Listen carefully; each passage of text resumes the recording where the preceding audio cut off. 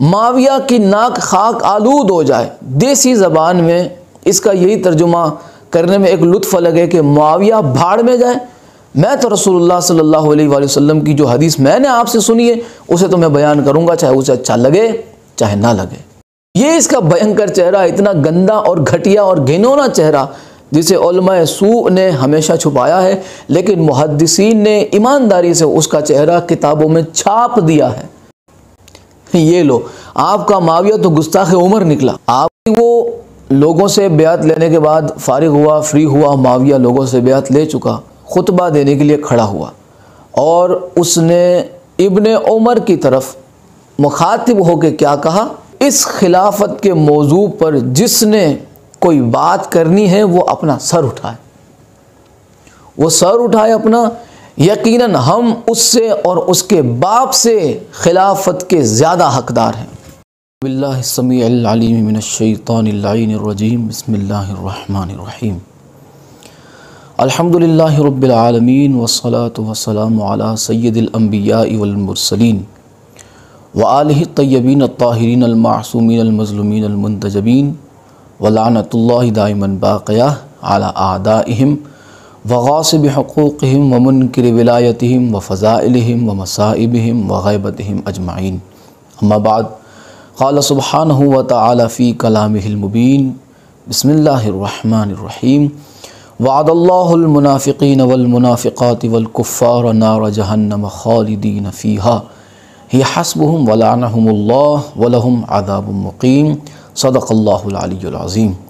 دعا ہے آل محمد کا عظیم اور کریم اللہ ذکر پاک کو اپنی بارگاہ میں شرف قبولیت عطا فرمائے۔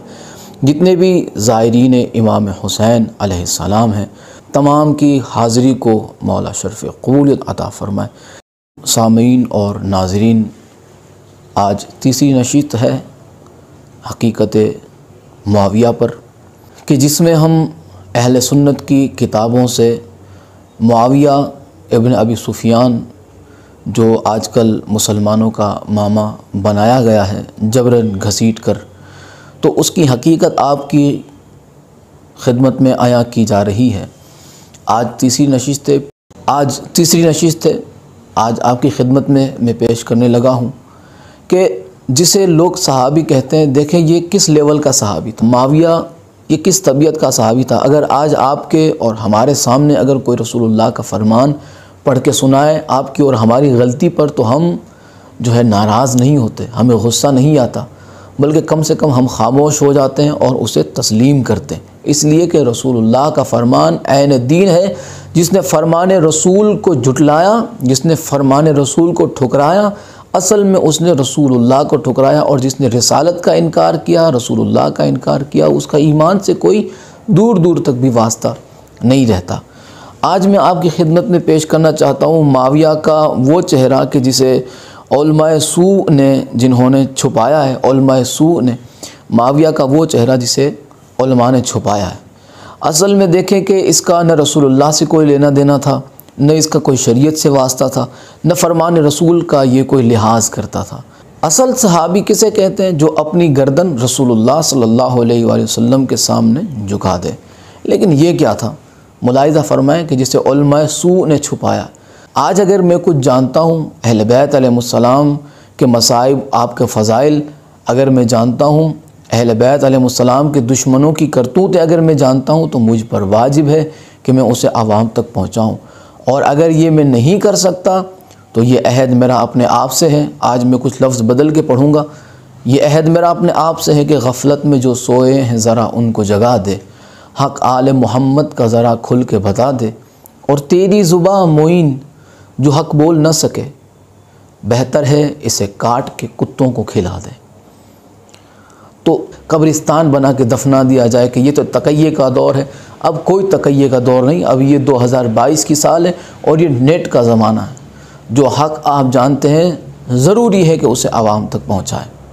معاویہ کا جو چہرہ علماء سوء نے چھپایا ہے، آج میں اس کی ایک جھلک آپ کی خدمت میں پیش کرنا چاہتا ہوں کہ معاویہ کو جو ہے رسول اللہ صلی اللہ علیہ وآلہ وسلم کا فرمان سن کر، حدیث سن کر اچھا نہیں لگا۔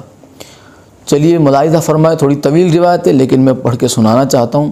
حوالہ ملاحظہ فرمائیں یہ ہے صحیح مسلم جلد 3 حدیث نمبر 4061 اور صفحہ نمبر ہے 323۔ ملاحظہ فرمائیں، فرماتے ہیں کہ حماد بن زید نے ہمیں ایوب سے حدیث بیان کی اور انہوں نے ابو قلابہ سے روایت کی۔ انہوں نے کہا کہ میں شام میں ایک مجلس میں تھا جس میں مسلم بن یسار بھی تھے۔ اتنے میں ابو اشعث آئے تو لوگوں نے کہا کہ ابو اشعث آ گئے۔ میں نے کہا اچھا ابو اشعث۔ وہ بیٹھ گئے تو میں نے ان سے کہا کہ ہمارے بھائی ہمیں حضرت عبادہ بن صامت کی حدیث بیان کیجیے۔ انہوں نے کہا کہ ہاں ہم نے ایک غزوہ لڑا اور لوگوں کے اس وقت جو ہے امیر معاویہ تھے۔ معاویہ حدیث رسول سن کے ناراض ہوتا تھا، اسے اچھا نہیں لگتا تھا۔ طویل روایت ہے، ملاحظہ فرمائیں۔ آخری حصہ وہی ہے جو میں پیش کرنا چاہتا ہوں۔ ہم نے بہت غنائم حاصل کیے، جو ہمیں غنیمت میں ملا اس میں چاندی کے برتن بھی تھے۔ معاویہ نے ایک آدمی کو حکم دیا کہ وہ انہیں لوگوں کو ملنے والے عطیات کے بدلے میں فروخت کر دے۔ جب عطیات ملیں گے تو قیمت اس وقت دراہم کی صورت میں لے لی جائے گی۔ تو لوگوں نے ان کو خریدنے میں جلدی کی۔ یہ بات حضرت عبادہ بن صامت کو پہنچی تو وہ کھڑے ہوئے اور کہا کہ میں نے رسول اللہ صلی اللہ علیہ وآلہ وسلم سے سنا، آپ سونے کے عوض سونے کی، چاندی کے عوض چاندی کی، گندم کے عوض گندم کی، جوں کے عوض جوں کی، کھجور کے عوض کھجور کی اور نمک کے عوض نمک کی بیع سے منع فرما رہے تھے، الا یہ کہ برابر برابر نقد بنقد ہو۔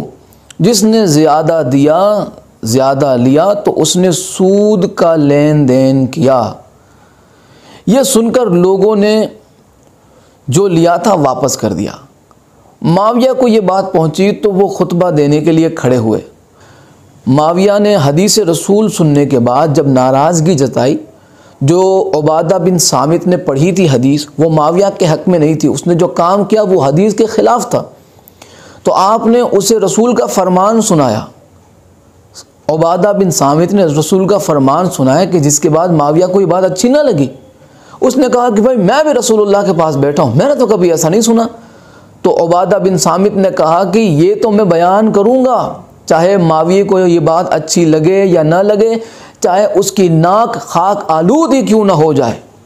اب دیکھیں، معاویہ کی ناک خاک آلود ہو جائے، دیسی زبان میں اس کا یہی ترجمہ کرنے میں ایک لطف الگ ہے کہ معاویہ بھاڑ میں جائے، میں تو رسول اللہ صلی اللہ علیہ وآلہ وسلم کی جو حدیث میں نے آپ سے سنی ہے اسے تو میں بیان کروں گا، چاہے اسے اچھا لگے چاہے نہ لگے۔ یہ تھا معاویہ کا ایک چہرہ۔ اس کے علاوہ بھی بہت سارے اس کے بھینکر چہرے ہیں کہ جسے علماء سوء نے ہمیشہ چھپایا ہے۔ اس کا وہ ایک اچھا کردار دکھاتے ہیں، حالانکہ اس کی برائیاں اتنی زیادہ ہے، اتنی زیادہ، ایک بھی اچھائی نہیں، اس کی اتنی زیادہ برائیاں ہیں کہ اب آپ دیکھیں کہ علماء سوء جو ہے اس کی برائیوں کو بھی اجتہادی خطا کہہ کر اسے بھی نیکی بنانے پہ تلے ہوئے۔ اس کی غلطیوں کو، اس کے گناہوں کو، اس کے منحوس کارناموں کو، اس کے حرام قدموں کو، اس کی باغی فکر کو، اس کی باغی سوچ کو، اس کی بغاوت کو یہ لوگ نیکی کا نام دیتے ہیں، اجتہاد کا نام دے کے اسے پھر نیکی میں بدلنے کی ناکام کوشش کرتے ہیں۔ یہ اس کا بھینکر چہرہ، اتنا گندا اور گھٹیا اور گھنونا چہرہ جسے علماء سوء نے ہمیشہ چھپایا ہے، لیکن محدثین نے ایمانداری سے اس کا چہرہ کتابوں میں چھاپ دیا ہے۔ اب یہ چھپاتے رہے تو چھپاتے رہے، لیکن ہر دور میں اللہ کسی نہ کسی کے ذریعے سے حق کو واضح کرتا رہتا ہے، اس لیے کہ وعدہ ہے اس کا وَقُلْ جَاءَ الْحَقُّ وَزَهَقَ الْبَاطِلُ إِنَّ الْبَاطِلَ كَانَ زَهُوقًا۔ حق آیا اور باطل مٹ گیا، اور باطل تھا ہی مٹنے کے لیے۔ تو یہ یاد رہے کہ یہ علماء سوء جتنی یہ حرکتیں کرتے رہے وہ کرتے رہے، کرنے دو انہیں، لیکن حق تو کسی نہ کسی کے ذریعے سے اللہ واضح فرماتا رہے گا۔ اب اس کا اگلا بھینکر چہرہ دیکھیں، یہ اتنا بڑا گستاخ ہے معاویہ، اس کی منحوسیت کو چھپانے کے لیے لوگوں نے کیا کیا، لیکن دیکھیں کتابوں میں چھپا ہوا ہے۔ اگلا حوالہ ملاحظہ فرمائیں کہ یہ حضرت عمر کا بھی گستاخ ہے، یہ رسول اللہ کی حدیث کا تو یہ منکر تھا ہی تھا، یہ رسول اللہ کی حدیث سے تو چڑھتا ہی تھا، لیکن یہ حضرت عمر کا بھی گستاخ ہے۔ ملاحظہ فرمائیں، قرآن کے بعد سب سے افضل ترین کتاب اہل سنت کے نزدیک امام ابو عبداللہ محمد بن اسماعیل بخاری صاحب کی اپنی کتاب بخاری شریف، جسے صحیح بخاری بھی کہا جاتا ہے، حدیث نمبر ہے 4108، صفحہ نمبر 259 اور 260۔ اگر آپ کے پاس کوئی الگ ایڈیشن ہے، دوسرا ایڈیشن ہے، تو اسے رقم نمبر حدیث نمبر کے ذریعے سے بھی تلاش کر سکتے ہیں۔ رقم نمبر ہے 4108۔ تو روایت کچھ اس طرح سے ہے کہ حضرت ابن عمر فرماتے ہیں کہ معاویہ اپنے دور خلافت میں مدینہ آیا لوگوں سے بیعت لینے کی غرض سے، اور پھر اس وقت میں حفصہ بنت عمر کے گھر تھا، یعنی وہ اپنی بہن کے گھر تھے۔ تو ان کی بہن نے کہا کہ تمہیں اجتماع میں جانا چاہیے، باہر جو معاویہ نے محفل سجائی، جو جلسہ رکھا ہے، اس میں تمہیں جانا چاہیے، وہ تقریر کے لیے اٹھے گا، بیعت کے لیے آئے گا، ورنہ لوگ کہیں گے کہ یہ اندر بیٹھ کے کوئی فتنہ کرتا ہے یا کوئی سازش گھڑ رہے ہیں، سازش کچھ کر رہے ہیں ہمارے خلاف۔ تو لہٰذا میں جا کے بیٹھ گیا۔ تو جیسے ہی وہ لوگوں سے بیعت لینے کے بعد فارغ ہوا، فری ہوا، معاویہ لوگوں سے بیعت لے چکا، خطبہ دینے کے لیے کھڑا ہوا، اور اس نے ابن عمر کی طرف مخاطب ہو کے کیا کہا؟ اس خلافت کے موضوع پر جس نے کوئی بات کرنی ہے وہ اپنا سر اٹھائے، وہ سر اٹھائے اپنا، یقیناً ہم اس سے اور اس کے باپ سے خلافت کے زیادہ حقدار ہیں۔ یہ لو، آپ کا معاویہ تو گستاخ عمر نکلا، آپ کا ماموں آپ کے نانا کا گستاخ نکلا۔ آپ شیعوں پہ لعن طعن کرتے ہیں کہ یہ گستاخ عمر ہے، یہ گستاخ ابو بکر ہے، تو آپ 1400 سال بعد پیدا ہونے والے شیعوں پہ تنقید بعد میں کریں، سب سے پہلے اپنے ماموں کا گریبان پکڑیں کہ اس کی زبان سے یہ بدتمیزی والے الفاظ، خود اسے مخاطب کر کے یہ کہنا کہ سر اٹھا، میں تجھ سے اور تیرے باپ سے زیادہ خلافت کا حقدار ہوں۔ اس کے بعد پھر حضرت حبیب بن مسلمہ نے کہا، اس وقت آپ نے اس بات کا جواب کیوں نہ دیا؟ ابن عمر نے فرمایا کہ میں نے تو گرہ کھول کر بات کرنے کا پختہ ارادہ کر لیا تھا کہ انہیں جواب دوں کہ خلافت کا تم سے زیادہ حقدار وہ شخص ہے جس نے تم سے اور تمہارے باپ سے اسلام کی سربلندی کے لیے جنگ لڑی تھی، یعنی کون؟ مولا امیر المؤمنین علی ابن ابی طالب علیہ السلام۔ لیکن مجھے خطرہ لاحق ہوا، ابن عمر کہتے ہیں میں نے اس لیے پھر جواب نہیں دیا کہ مجھے خطرہ لاحق ہوا، خطرہ محسوس ہوا کہ مبادا میری اس بات سے مسلمانوں کے درمیان اختلاف بڑھ جائے اور خون ریزی ہو جائے، اور میری طرف ایسی بات منسوب کر دی جائے جو میں نے نہ کہی ہو۔ پھر کہتے ہیں کہ مجھے اجر و ثواب یاد آ گیا جو صبر کرنے والوں کے لیے اللہ تعالیٰ نے جنتوں میں تیار کر کے رکھا ہے۔ حبیب نے کہا اچھا ہوا آپ محفوظ رہے، یعنی آپ نے اپنی جان بھی بچا لی اور آپ خود بھی فتنوں سے محفوظ ہو گئے، فتنوں سے بچ گئے۔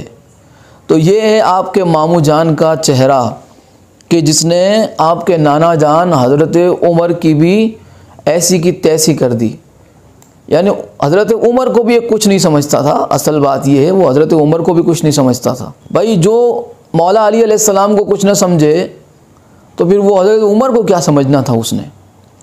اب جب ہم یہ ساری باتیں بتانے کے بعد جب اس کے بارے میں کچھ کہتے ہیں تو یہ کہتے ہیں صحابہ کو برا نہ کہو۔ اب وہ دیکھیں ایک ایسی آدھی کٹ کی ہوئی حدیث ہے، لوگوں کو سناتے ہیں رسول اللہ نے فرمایا میرے صحابہ کو برا مت کہو، میرے صحابہ کو۔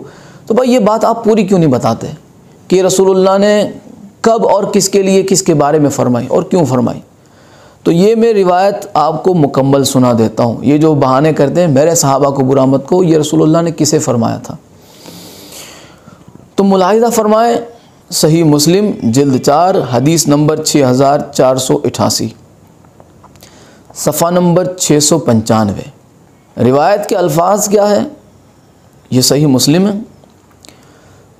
جریر نے اعمش سے، انہوں نے ابو صالح سے، انہوں نے حضرت ابو سعید خدری سے روایت کی کہ حضرت خالد بن ولید اور عبد الرحمن بن عوف کے درمیان کوئی مناقشہ تھا۔ حضرت خالد نے ان کو برا کہا، اور یہاں پہ آپ دیکھیں عربی میں کیا لفظ ہے؟ فسبہ خالد، یعنی خالد نے گالی دی حضرت عبد الرحمن بن عوف کو۔ تو رسول اللہ صلی اللہ علیہ وآلہ وسلم کے پاس جب یہ بات پہنچی تو آپ صلی اللہ علیہ وآلہ وسلم نے اب یہاں خالد بن ولید سے کیا فرمایا، میرے صحابہ میں سے کسی کو برا نہ کہو، کیونکہ تم میں سے کسی شخص نے اگر احد پہاڑ کے برابر سونا بھی خرچ کیا تو ان میں سے کسی کے دیے ہوئے ایک مٹھی کے برابر بھی بلکہ اس کے آدھے کے برابر بھی اجر نہیں پا سکتے۔ خالد بن ولید نے گالی کس کو دی میاں؟ عبد الرحمن بن عوف کو، جس کے لیے رسول اللہ نے خالد بن ولید سے فرمایا، اور یہ کٹ کر کے کتنا کہتے ہیں کہ میرے صحابہ کو برا نہ کہو۔ تو یہ فرمان رسول اللہ کا خالد بن ولید کے لیے تھا، اس نے گالی دی تھی عبد الرحمن ابن عوف کو۔ یہ کوئی نہیں بتائے گا کہ یہ گالی دینے والا کون تھا، آپس میں گالم گلوچ چلتی تھی، یہ کیسا شیر و شکر تھا یہ پتہ نہیں، یہ ان کی کون سی یہ ایسی شکر ہے اور یہ ان کا کون سا ایسا دودھ ہے کہ جسے یہ لوگ ملانے کے بعد کہتے ہیں کہ دیکھو ایسے تھے صحابی، تو ایسے تو کوئی نہیں تھے۔ کتابیں پڑھو تو پتہ چلے گالم گلوچ ہوتا تھا، لڑائی جھگڑے ہوتے تھے، سقیفہ پڑھو پتہ چلے گا کہ یہ کتنے آپس میں محبت کرتے تھے۔ جب یہ چیزیں ہم عوام کو بتاتے ہیں، معاویہ کا یہ چہرہ جسے علماء سوء چھپاتے ہیں، جب ہم اس کا چہرہ زمانے میں عیاں کرتے ہیں، جب لوگوں کو بتاتے ہیں تو لوگ کہتے ہیں کہ یہ نہ کہو، یہ برا نہ کہو، اسے غلط مت کہو۔ کیوں نہ کہیں؟ بھائی مومن تو وہ ہوتا ہے کہ النبی اولیٰ بالمؤمنین من انفسہم، کہ میرا نبی تمہاری جان پہ تم سے زیادہ حق رکھتا ہے، یعنی میرا رسول جو کہے بس اسے تم مانو۔ النبی اولیٰ بالمؤمنین، تو یہ فرمان مومنوں کے لیے، منافقوں کے لیے نہیں۔ تو بھائی جو مومن ہوگا وہ رسول اللہ کا فرمان سب سے پہلے تسلیم کرے گا، اور بھائی اس کے علاوہ اگر کوئی رسول کا فرمان سن کے اپنا چہرہ ٹیڑھا میڑھا کر لے تو اس کا ایمان سے واسطہ نہیں، اور اگر وہ ایمان کا دعوے دار ہے تو یاد رکھنا کہ قرآن میں سورہ منافقون بھی درج ہے، وہ مومن کی لسٹ میں نہیں آئے گا بلکہ منافقین کی فہرست میں شامل کیا جائے گا۔ اللہ نے منافقوں کا ٹھکانہ جہنم رکھا ہے، اور آپ نے کیا رکھا ہے اس کا ٹھکانہ؟ ماموں جان۔ مبارک ہو ماموں کے بھانجے، آپ کو آپ کا ماما مبارک ہو۔ ہم تو حق پڑھتے رہیں گے، حق واضح کرتے رہیں گے، چاہے یہ بات کسی کو اچھی لگے یا بری لگے۔